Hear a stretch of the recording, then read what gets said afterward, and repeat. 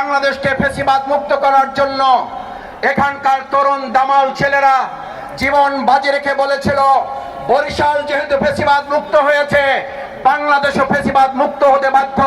সেই বরিশালে আজকে সমাবেশে আমরা সেই তরুণ যোদ্ধা এবং জুলাই যোদ্ধা শহীদদেরকে স্মরণ করছি। আল্লাহ তাদেরকে জান্নাত নসিব করুন এবং আহত পঙ্গুদেরকে সুস্থতা দান করুন। সংগ্রামী ভাই এবং বন্ধুগণ, 17 বছর ফ্যাসিবাদ আমাদেরকে শুনিয়েছিল উন্নয়ন এবং উন্নয়ন, আমাদের মাথা থেকে নির্বাচনকে সরিয়ে দিয়েছিল। অন্তর্বর্তীকালীন সরকারের সময় আমরা একটা দলকে দেখলাম, বিএনপি আমাদের মাথায় এসে ঢুকিয়ে দিল নির্বাচন এবং নির্বাচন বিচার এবং সংস্কার আমাদের মাথা থেকে সরিয়ে দিল।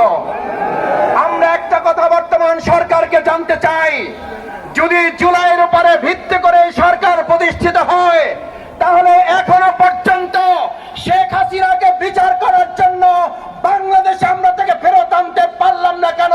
এই ব্যর্থতার দায় আমরা জানতে চাই। এই বরিশালের মানুষের নয়, গোটা আন্তর্জাতিক বিশ্বের নেতা ছিলেন দেলোয়ার হোসেন সাঈদীর এমএলএকে যারা মেডিকেল ক্লিনিকের মাধ্যমে হত্যা করেছে, আমরা জানতে চাই। তরুণ প্রজন্মের প্রিয় নেতা শরীফ ওসমান হাদির আসামিদেরকে এখনো ভারত থেকে